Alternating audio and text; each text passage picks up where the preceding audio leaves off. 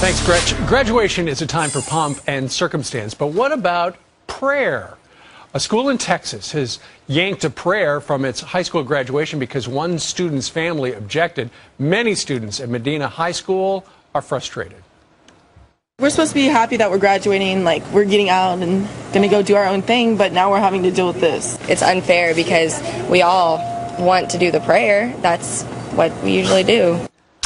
Fox News legal analyst Peter Johnson Jr. is here. So, Peter, later today they're going to have a hearing because a lawsuit has been filed by an organization that says you can't have any prayer in your event. Right. Americans United for Separation of Church and State has brought a lawsuit on behalf of a family saying that they don't want to be subject to the coercion, almost a psychological coercion, as the United States Supreme Court put it back in the 90s, of a prayer at a public school graduation. And this seems to be kind of the refrain every year around this time, that we get this onslaught of lawsuits from organizations like this and the ACLU trying to shut down any kind of non-sectarian prayer at any kind of public proceeding, whether it's a graduation or some other kind of public event.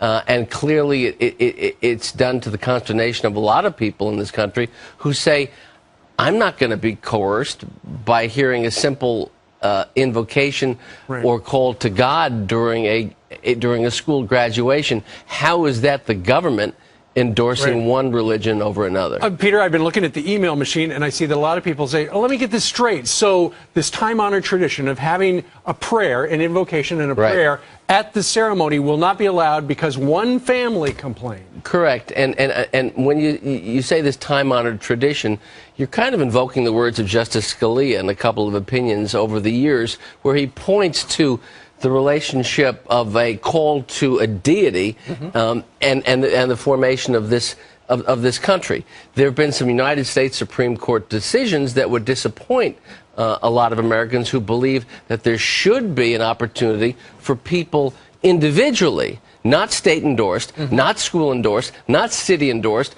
to get up and make some statement in a public proceeding with regard to some religious belief. And so what the school is saying here is, we print a statement that any statements that are made by any speaker at this graduation are their own. They're not endorsed by the school district or the school in any way. That seems fair, doesn't it? Well, it does seem fair, but at the same time, there are some Supreme Court decisions that point otherwise.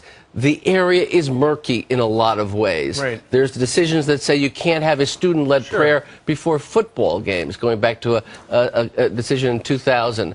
And so it's got to be decided on a fact-by-fact specific basis. The facts are going to come out in this hearing. It just would seem to me, Peter, that if your child is one of the kids who is, top of the class or something like that, asked to speak, that you can say anything you want to as a child. And if the school says you can't say this or that, isn't that censorship? In some ways, there's this clash in terms of the First Amendment.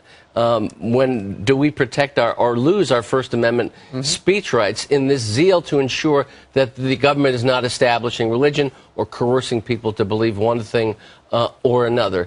The truth is, a lot of Americans are upset about this because it is a long-standing American tradition to have a call to a deity during a prayer. We'll see what happens in this case. They're having a hearing today. Yeah, it's disturbing. All right. Good to see you. Thank you. Okay, bye. See you back here tomorrow. Very good.